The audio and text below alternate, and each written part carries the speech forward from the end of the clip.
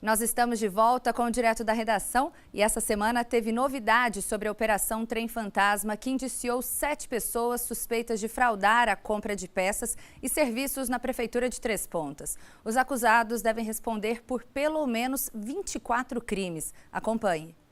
Depois de 20 dias analisando documentos e interrogando dezenas de pessoas, o Ministério Público decidiu denunciar criminalmente 7 pessoas que foram presas na Operação Trem Fantasma. Nós oferecemos, então, denúncia criminal em face de 7 pessoas, dentre eles servidores públicos e empresários, pela prática dos crimes de organização criminosa, embaraço às investigações, peculato, fraude em licitação e fraude na execução de contratos. Ok? Um total de 24 crimes nesse primeiro momento. Os promotores não têm dúvidas do envolvimento dos acusados no esquema. A ação penal oferecida pelo Ministério Público, ela acontece quando nós já temos indícios robustos, né, da autoria dos crimes e da materialidade delitiva. Então, quando os investigados alcançam a condição de réus num processo penal, formalmente eles foram acusados, né, do cometimento desses crimes e nós temos um conjunto probatório robusto que, evidentemente, tem que ser submetido ao crivo do contraditório e da ampla defesa, né, eles terão o direito de ampla defesa para se pronunciarem sobre esses fatos. 5 dos acusados foram presos no dia 15 de maio.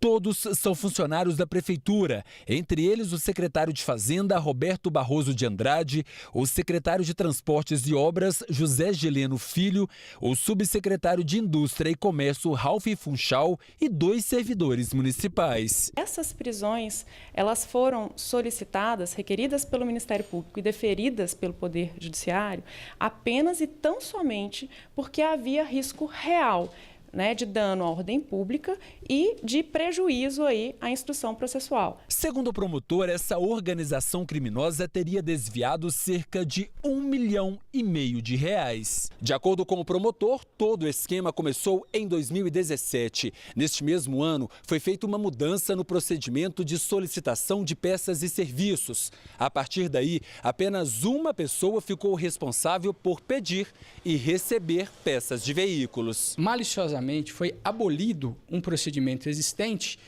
no pedido de peças e no pedido de serviços exatamente para evitar esse tipo de fraude.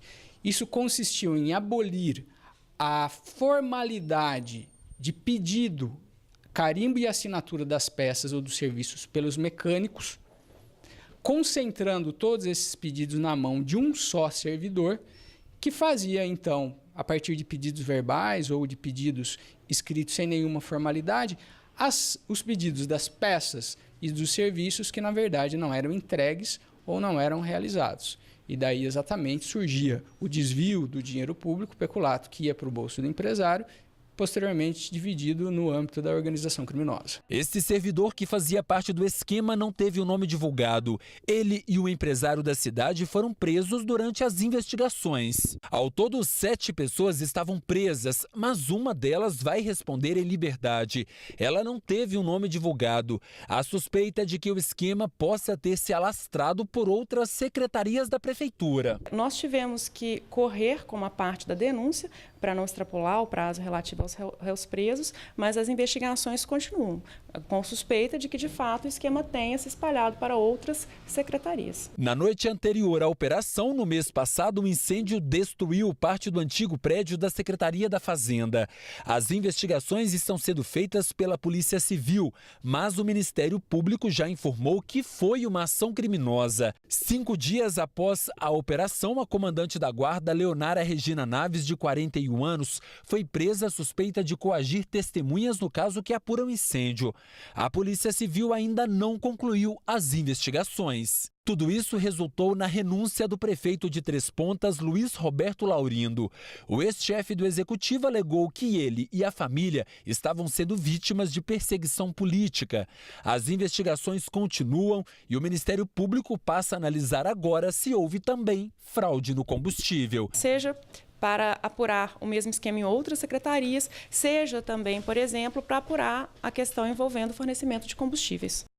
E a ex-chefe da Guarda Civil Municipal de Três Pontas, Leonara Regina Naves, de 41 anos, teve a prisão preventiva revogada pela Justiça. Ela estava presa desde o dia 19 de maio, suspeita de interferir nas investigações de um incêndio ocorrido em um prédio da Prefeitura, no bairro Vale do Sol, onde funcionava a Secretaria Municipal de Meio Ambiente. A Polícia Civil acredita que no incêndio foram queimados documentos importantes para a investigação da Operação Trem Fantasma. De acordo com Felipe de Brito Lobato Braga, um dos advogados de Leonara, apesar de ter sido solta, a ex-chefe da Guarda Municipal precisa cumprir algumas medidas cautelares. Ela está proibida de entrar em prédios da Prefeitura, de se aproximar a menos de 200 metros ou manter contato com testemunhas das investigações da Operação Trem Fantasma, sair da comarca sem autorização da Justiça e também não poderá exercer a função de guarda municipal até a conclusão das investigações. E a Prefeitura de Juiz de Fora convocou a imprensa e apresentou um balanço dos prejuízos do município em consequência da greve dos caminhoneiros. Nossa equipe de reportagem acompanhou. O levantamento feito pela Prefeitura revelou que a paralisação de caminhoneiros causou impactos negativos às 23 secretarias. 45 mil alunos da rede municipal foram prejudicados com a suspensão das aulas e dificuldade de abastecimento de produtos para a merenda escolar. As aulas já foram retomadas. Na saúde, 2.500 doses de vacinas deixaram de ser aplicadas e 1.880 consultas vão ser remarcadas. O desabastecimento de remédios e produtos preocupa. O município fornece, por exemplo, 350 mil fraldas por mês e não há previsão de quando a entrega vai ser normalizada. A questão da fralda geriátrica não só foi o transporte, mas eles também, a fábrica de fraldas está sendo impactada por falta de matéria-prima. Então ela já nos comunicou que vai atrasar, que ela não pode nos entregar por falta de matéria-prima. Uma medida provisória que garante o desconto no preço do diesel também pode trazer prejuízos à saúde. Essa MP 839 é onde tira recursos de várias áreas do governo para compensar os subsídios ao diesel.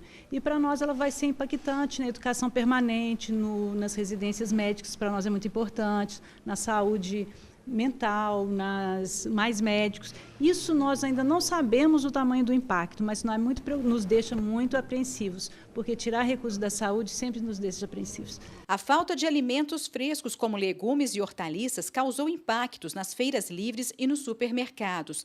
A economia do município também foi prejudicada.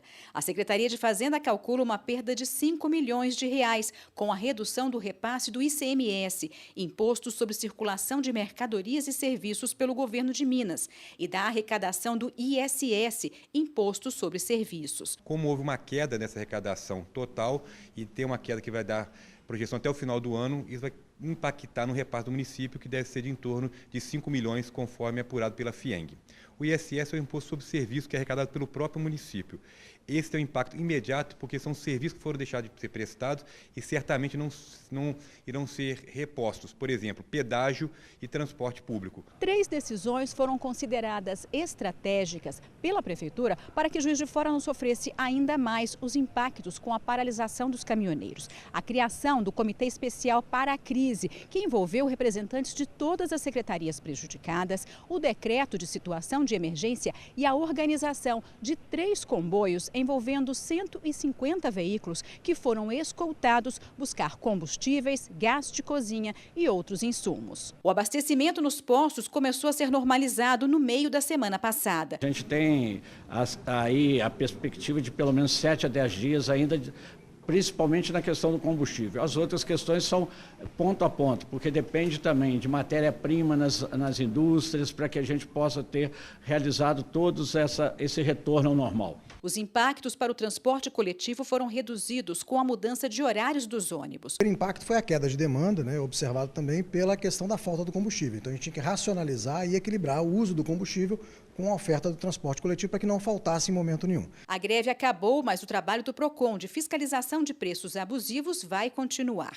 Desde o dia 28 de maio, mais de 290 denúncias sobre práticas abusivas de consumo de combustível foram recebidas e apuradas. O PROCON continua atuando no mercado para poder verificar a questão do preço, foi dado o desconto nos impostos através do governo federal, e nós vamos continuar monitorando o mercado para ver se ele efetivamente está chegando para o consumidor.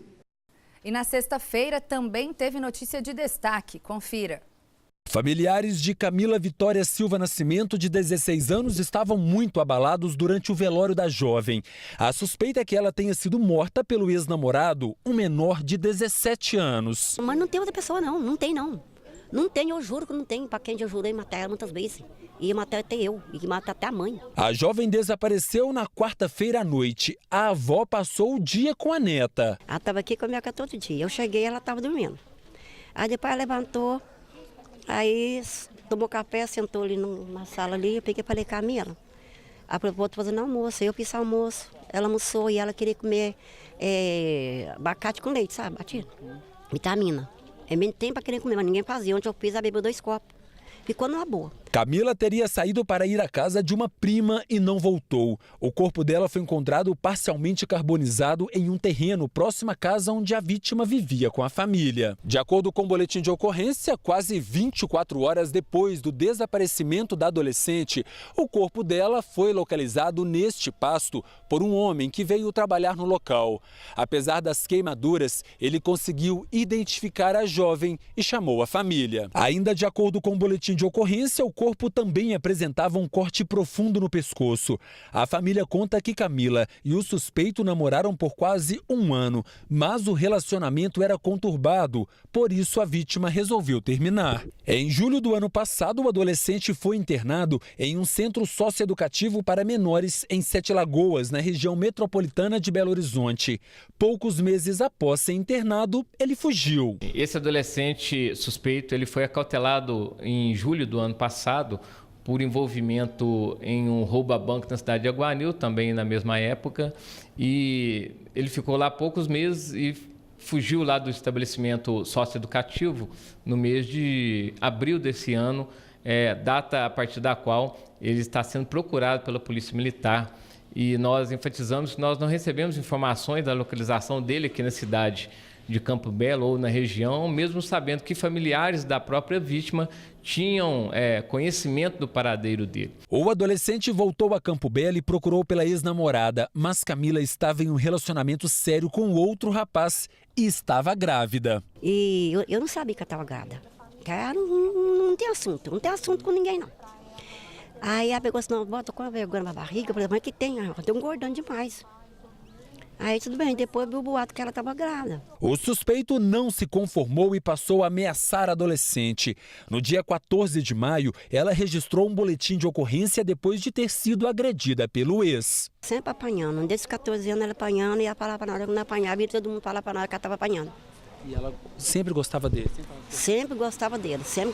Eu não sei se ele ameaçava ela, como é que é. O menor tem várias passagens e já foi abordado pelos militares mais de 300 vezes. O principal suspeito da polícia, até por informações dos familiares e conhecidos, é de que esse adolescente de 17 anos, que já possui passagens por atos infracionais análogos a tráfico de drogas, suspeito de participação em roubo a banco, agressão e ameaça, tenha sido realmente o autor deste homicídio. Ele possuía um envolvimento amoroso com a vítima já há determinado tempo e essa é a principal razão das suspeitas, uma vez que ele já agrediu uma vez esta adolescente, fato registrado pela Polícia Militar, e outros que foram passados por familiares que não houve o registro. Houve também agressão a alguns familiares do próprio adolescente suspeito. O suspeito continua foragido. Nós aproveitamos isso também para salientar da necessidade da Polícia Militar de receber informações, denúncias da localização deste indivíduo.